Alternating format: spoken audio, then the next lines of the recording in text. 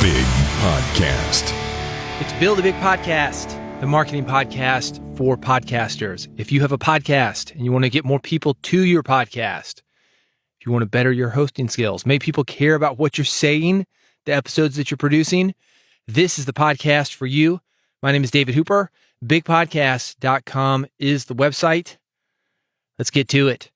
There is a site called Podchaser. It's kind of like IMDb or All Music, but it's for podcasting. Basically, it is a database where, in theory, any podcaster, podcast producer, podcast guest is listed.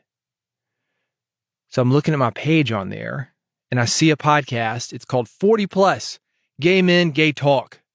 It says I'm a guest there, and I've never been on that podcast, 40 Plus, Gay Men, Gay Talk. Most of the stuff that I have done as far as podcasting as a guest has been either talking about the music business, which I was in for a number of years, and you could argue that I'm still in it from a broadcasting standpoint, or I'm talking about marketing. So you've got boring marketing podcast, boring marketing podcast, boring marketing podcast. Bam! 40 Plus, Gay Men, Gay Talk. And they're not talking happy. Anyway, I'm listed as a guest, and as I mentioned, I've never been a guest on this podcast. Not that I care, but the gay man thing would probably disqualify me. That would be my thought. I bring this up, though, because for some people, this would be a thing. I want you to imagine this. You're in a conservative genre where being gay isn't allowed, and you're listed as a guest. Maybe you're somebody and you are gay, but you're not out of the closet. And you're listed, my secret's out. So I click on this podcast. The artwork's right there. It's a gay pride flag. And sure enough, I am a guest on this podcast. And I had no idea. Let me give you the description for the podcast. It says, welcome to the only podcast exploring the messiness, awesomeness, and masculinity of being a gay man over 40. Each episode is about sparking ideas, addressing challenges, and diving deep into what it looks like to be a vulnerable gay guy. We talk about stuff us gay guys have a hard time talking about. Man to man, masculinity, sex, careers, our bodies, parenting, sexuality, failures, success, and aging, relationships, coming out. Nothing is off limits. Here's the intro for you. This is going to give you a better idea of what this podcast is. Hey guys, it's time to get a grip, stop whining, make a bold move, and do something amazing with your 40-plus gay life. Let's get to the show with your Tell It Like It Is host, Rick Clemens, who does his best to never act like a dick or a diva unless you act like one first. So how did I end up on 40-plus Gay Men, Gay Talk without even knowing it?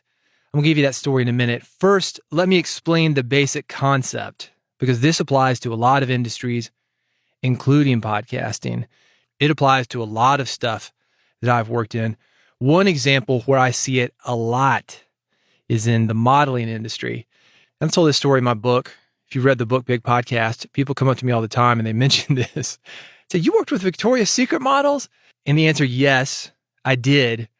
I was at a booking agency that did all the bookings for Victoria's Secret. The thing that I was doing, though, was voiceover. There was a voiceover division for commercials, for example. There was a modeling division, runway, and also what we called catalog. And there was an acting division. So I did a job with these guys handling their voiceover for them. But more recently, how I've been involved in this is that my wife is a beauté photographer. And beauté, if you don't know what that is, that's like a makeup ad. If you were to flip through Cosmo or Vogue, maybe you'll see an ad for something like Revlon, skincare. It's super close up. You can almost see the pores, but they Photoshop those out. So imagine looking through a woman's magazine and you've got a Revlon ad there. That is beauté. Super close up shots of the face, usually. And here's a way something like that works. The client, let's say it's a makeup company, Revlon maybe, they hire my wife. And they say, get us this shot. And she works with that client and she works with a modeling agency. They get together and they hire a model for the project through that agency. You might have experienced something like this to work with a booking agent to get yourself booked as a guest on podcast. In this particular situation, working with a beauté model, all communication is done via the agent. Again, very similar to podcasting. Sometimes as a podcaster, because you're the guest, you might get involved directly with that guest. But oftentimes you're working through the agent. They're going to give you talking points, maybe suggested questions. If that guest through the agent is promoting something, they're going to try to push that on you. Hey, make sure you talk about the book. But for the guest himself, they tell the guest where to be and when to be there. Sometimes the guests don't know where they are going. I have this on the radio more than I do podcasting. Podcasting, we communicate a little bit differently. But a lot of times, if somebody is doing a new album, for example, and it's a big artist, major label guy, let's say somebody like Bruno Mars. Bruno Mars is not only talking to me that day. Bruno Mars is sitting in a studio, New York, LA, Las Vegas, and one after another, he is doing interviews, and they're connecting him remotely to me. They're connecting him to Atlanta. They're connecting him to Denver. He might have the call letters, the host name, but he knows nothing about what he is getting into. And you hope for the best. You hope that the host knows what he's doing. You hope that the guest can talk about whatever the host is asking about. That's the big point that I'm bringing up here. You as a podcast guest, sometimes as a podcast host, sometimes you know what you're getting into. Sometimes you do not. Especially if you're working through a booking agency, the main thing you know, again, is here's where to be and here's the time that you need to be there. My experience with podcast booking agents is that they are thinking of churn and burn. All they want to do is book you, money's involved, and they're going to go for these low-hanging fruits, and they're going to book you anywhere and everywhere. They don't care where it is. Just something for you to note if you're going to use one of these guys to book you as a guest. You need to have criteria about where you end up. So back to the modeling situation, I want to show you the parallels of this. Here's what happens. Wife and the company, through an agent, book a model. The model shows up on the shoot, and immediately she signs a release form saying that the photographer owns the images and can do anything she wants with them. And the way that that works is the photographer owns the images until she assigns the rights of those images to the company. And that's one of the rights that you get when somebody assigns a copyright to you. You can sell that copyright. You can use it commercially. You can use it for whatever you want. Model gets paid for the job. It's called a work for hire. She is done. And because she signed the release, the photographer and maybe later the company who has assigned the rights to the photos, again, they can do whatever they want with them. This is how you will see a model on the cover of something like Zippers magazine. Nobody goes into the shoot thinking, hey, man, I'm going to be on the cover of Zippers magazine. I'm going to be the centerfold for this thing, especially if you're a straight guy. You don't think like that. And I'm not saying there's anything wrong with a magazine like that. That is honest work. But if you're trying to work your way up in the world of modeling, you can bet that a company like Hugo Boss is not going to sign somebody if they know that you've done something like that in your past. You have to look out for where your name, your likeness, your image is being used, especially if it is controversial. This is Marilyn Chambers on the Ivory Snow box. If you don't know that story, Google it, but don't do it at work. Google Marilyn Chambers and Google Ivory Snow. It is a fascinating story about what goes wrong when you don't know the history of your model. Or on the flip side of that, it could be the same story where you don't know where your modeling pictures are going to end up. And the same is true for when you do an interview. Let's get back to the Gay Men, Gay Talk and how I ended up there.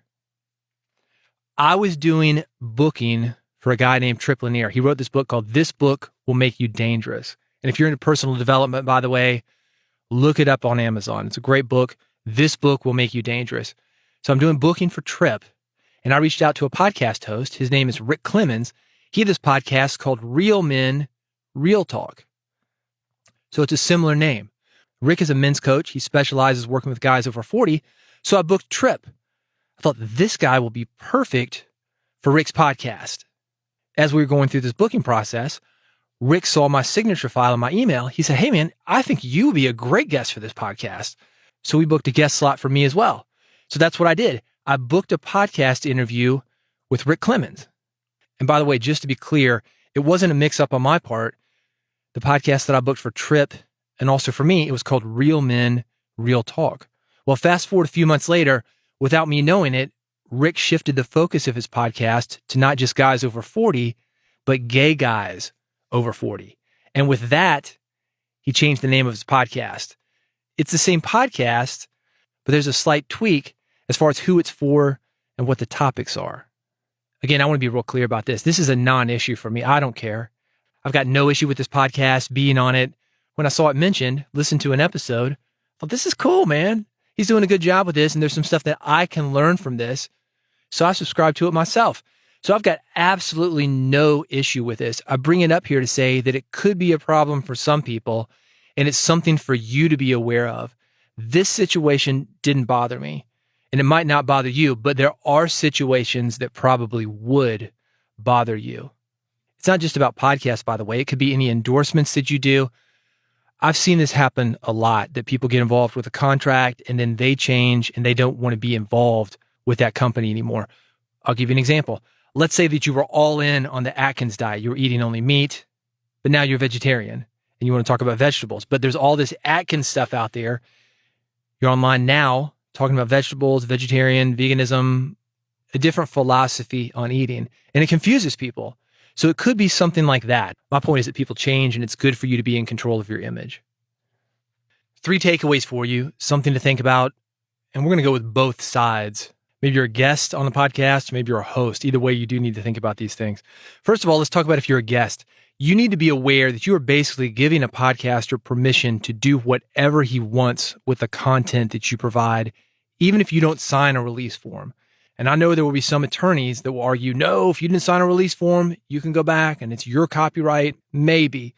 But I think if this thing went to court, and I know instances where this has happened, somebody has gotten into a situation where they have stepped in a television station, stepped in a radio station, gotten on a podcast session where it is obvious that something is being recorded and something is going to be used for broadcast or for podcast. It's going to be distributed.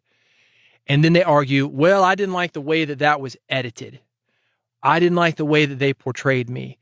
Even if you don't have a release form, there's an unwritten agreement that you are participating in when you get in front of a microphone. So understand that. That is standard operating procedure for the podcasting and the media industry in general. There's implied consent that happens when you do an interview. Why are you doing an interview? Because you want it to be heard. So somebody who puts it out, and maybe there are a few edits, they are doing what you thought they were going to do, what you wanted them to do. They are putting it out. You need to know, though, that you may be remixed, you may be edited, you may end up on a different podcast than the one that you thought you were doing. I do this all the time. Sometimes I think that somebody's going to be a good guest for this podcast, but maybe it's a little bit bigger. Maybe we'll go into some topics about spreading a message beyond podcasting. And I put it on my sister podcast, which is called Red, where I focus on message delivery through books, through live events, and also through podcasting. This podcast, you don't hear me talk about those things except for the podcasting. So if somebody's doing those things other than podcasting, and I follow my curiosity because it's going to be good content for the people that listen to me, I'm going to put them on Red Podcast, not here, because maybe you don't care about those things. If you do, by the way, redpodcast.com is where you want to go. Bottom line is this, though. Once you speak something, it goes into a microphone, it gets recorded. You are giving somebody else permission to do whatever he wants with it. Now let's flip that. As the host, it is good to get guests to agree to something similar to a release form. Before I have a guest on my podcast, when I'm doing pre-interview work, I have an application that I have people fill out to see if they would be a good guest before I make the decision about bringing them in. I make them agree to 3 things before they do anything with me. 1, they're going to show up with the proper equipment from the proper space. If you're going to say it, it's worth recording. If you're going to record it, it's worth having a good microphone so you can record it right. The second thing I make people agree to is that I will edit the interview, not may edit the interview. I let people know that it will absolutely be edited. That's for clarity. That's for timing, not for context. But still, some people come to me, man, I made that joke and you edited that out. Well, maybe the joke wasn't that funny. Had to get to the point why people are listening. Something you appreciate without even knowing it. I'm saving you from all sorts of bad jokes. But sometimes the guy telling the joke doesn't like that. And sometimes the guy says something he thought was important. I didn't think it was that important. I remove it so the interview can keep moving forward. Regardless, all edits are my choice, and I do not send them for approval. That is the second thing people agree to. The third thing, that I can do whatever I want with that interview, including something like what happened with me and Rick's podcast. I showed up for one podcast, he pivoted. I've talked about this here a lot. If you're not pivoting your podcast and changing the direction of it, either you got really lucky and you hit the nail on the head the first time, which rarely ever happens, or you're not paying attention. I believe that podcasts should continue to change and continue to evolve, just like you as a host are continuing to change and continuing to evolve. So I don't have any problem with Rick changing that up. The intro, as far as I know, in that old episode is still Real Men, Real Talk. He didn't shift all those back episodes. What he did is he just included them in the feed. It might be a little bit confusing. You're going to see me as a guest on Gay Men, Gay Talk, but when you listen to it, it's the same content. He didn't try to portray me in any way that's any different from the way I showed up. But being in the Bible Belt, I know how touchy some of you closet cases are. This is the God's honest truth, man. As I mentioned, I'm in the music industry. We got a lot of dudes that are hiding out, man. Some of these contemporary Christian musicians. Look, I'm no Sunday school teacher. I'm not going to judge you. You've got your own thing. But I can imagine that if you're worried about being found out to the point that you are hiding it from everybody, this is the kind of thing that would flip you out. You might be a little bit scared. Oh my God, I'm on Gay Men, Gay Talk. They're finally going to find me out. How they didn't see it from everything else you're doing, we'll never know. But here we are. Just for clarity, let me go through those agreements again. 1, you're going to show up with the proper equipment and from the proper space. 2, agree that the interview will be edited for clarity and timing, not for context, but all edits are the choice of the host, and you will not be sent those edits for approval. The third agreement, the host, producer, they get to do whatever they want, including something like happened in this situation, including switching the name of the podcast, including putting you somewhere else, including whatever it is that people do with audio interviews. It's not that big a deal, but it is a reminder for you to consider, 1, that all mics are hot and that everything that mic catches will go somewhere, possibly to some people that you would rather not be listening. This third big takeaway, as a host or a guest, be aware that it is easy to get dragged down into the mess of the person you are working with. I've told this story, and I want to be very clear about this. This is not related to gay people in any way. So do not think that I'm equating anything that I've just talked about with this guest I'm about to mention. I have told this story before, though, and I'm going to mention it again because I'm still bitter about it. It is a man that I call the Christian pedophile. We did not know, I hope this is obvious, when this dude came in, what he was doing. He was a manager for a well-known Christian speaker. He was a Christian author himself and had had a career for 30-something years. He played the game, slapped you on the back, quoted Bible verses, had a smile on his face all the time. And that was what he presented to us. However, he was doing some things like molesting kids at the church camp. And when we found that out, we immediately yanked his episode because I do not want to be part of revisionism. That's the kind of thing that I'm talking about. You can have a guest who goes out and does something stupid without your knowledge, or maybe after you've interviewed him, and you get dragged into his mess for having associated with him. You think about all these celebrities that we know that have been affiliated with Harvey Weinstein. One of them, the guy who started Victoria's Secret, Les Wexner. That's how Harvey Weinstein got started. He managed Les Wexner's money. Harvey's dragging a lot of people through the mud. Maybe they're guilty of something.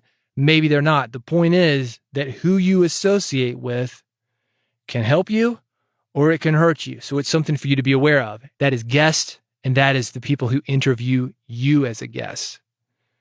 Sometimes things happen. You know Sherry O'Terry from Saturday Night Live? I had a guest. He killed her father. Murdered. I left that one up because that was before he went and did that. So I'm not opposed to somebody making a mistake after I interviewed him. It just so happens that I've interviewed a guy who's a murderer.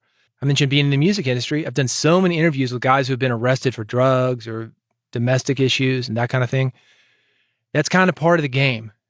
No guest is perfect. And sometimes you're going to get in a situation like that. However, when I feel that I've been dragged into their mess, or when I feel they've dragged me into it, where there's a revisionism tour, such as the Christian pedophile, and I'm helping to perpetuate an image that is not true, then I get pissed. And that is my advice for you. If you know going into something, that's where there's a problem. If you need to do something after the fact, but you don't, that's where there's a problem. If you find out they did something beforehand you didn't know and you've gotten dragged into it, that's when there's a problem. But again, no guess is perfect. Sometimes people make mistakes after the fact. Use your best judgment on that. The flip side, you not being a host, but you being a guest, is when you take an interview, let's say somebody like Howard Stern, where you get on there and all of a sudden this guy's going to ask you about sexual partners. It gets you into a conversation that maybe you should not be involved with for your long-term business or personal strategy. It's something your wife, your husband, somebody's going to find out about, and you think, oh man, I'm in trouble now. Shouldn't have said that on the air. Don't get dragged into that mess. Keep your calm. There used to be a show on television called Blind Date. Do you remember this? This is the early 2000s. Late night television, along the lines of Cheaters. One of these independent syndicated shows. And Blind Date was in Los Angeles. They would wire up a car, wire up certain places that they would send two people to, and they would watch a blind date happen. And there'd be pop-ups, kind of like pop-up video that would make kind of snarky comments. And I saw a few of these, and probably 9 out of 10 of them, quite a bit of them, they would end up at the hot tub, like a hot tub place, rent by the hour, right? And there's booze involved, and it's total reality show type stuff, right? It's the kind of thing that they are setting you up to fail. And I remember catching it late one night, and Ryan Seacrest, you know him from American Idol. He's got Casey Kasem's Top 40 show now. He's the guy who took that over. Ryan Seacrest, he dated a woman, and this was before he was famous, but I kind of knew who he was because I knew about radio and I knew what he was doing. I'm not sure when they had exactly taped this, but this guy was probably the only guy who kept his head about him in that kind of situation. I know 3 or 4 guys that have been on The Bachelor, same kind of thing. You have big opportunities when you say yes to big media. You can play their game, maybe get a little bit more airtime, get a lot of attention quickly, or you can use this media to continue to spread your message and have a long-term career. So think about it. You've got your message, you've got your reputation, you want to get it out there. It's another reason for you to get clear on these things. Something to think about, whether you are a guest or a host, know what you're getting into. And if something changes and it's bad, fix it. But maybe, like this situation with me and Rick, go with it, man. You know, it's a cool story. It's a fun title for an episode. Let me leave you with a related story. I was thinking about this when I was talking about the photographer thing, and it involves gay people and photography. So it's a nice final thought for this episode, a nice way to wrap things up. I was living in Memphis at the time. My buddy, he was up there in Memphis with me. We went down to see a friend of his. She is in Jackson. Jackson, Mississippi, especially back then, kind of redneck. Not a very cool place to go. We say, hey, we want to go to the club. All right. Where's the coolest place in Jackson, Mississippi? Gay club. So we go there. Having a good time. I'm in music school. I'm 20 years old. I got long hair, dude. I was hip. On the dance floor, dude comes up to me. He says, hey, I'm doing a photography project on Native Americans. It's going to be a book, and I would love for you to be in it. He wants to take my photograph, right? He liked my hair. Thinks I'm Native American. That's what I thought. And I tell him, I said, well, I'm flattered, but I'm not Native American. He said, I don't care. I said, no thanks, man. Not interested. The point is, it's not that big a deal when somebody asks you to do something or mix-ups happen, or maybe somebody thinks you're one way, but you're not that way. Who cares, man? We are all presenting this image. The only thing that we can do is present it and hope that it lands. Sometimes it's going to land. Sometimes it's not going to land. Even if you do everything right, sometimes people are going to be confused about who you are. You interviewed the wrong person. You had the wrong person interview you. You were on the wrong podcast. So what? Go with it. Fix it if you must, but 99% of the time, it's cool. It is not that big a deal. People move on and nobody cares.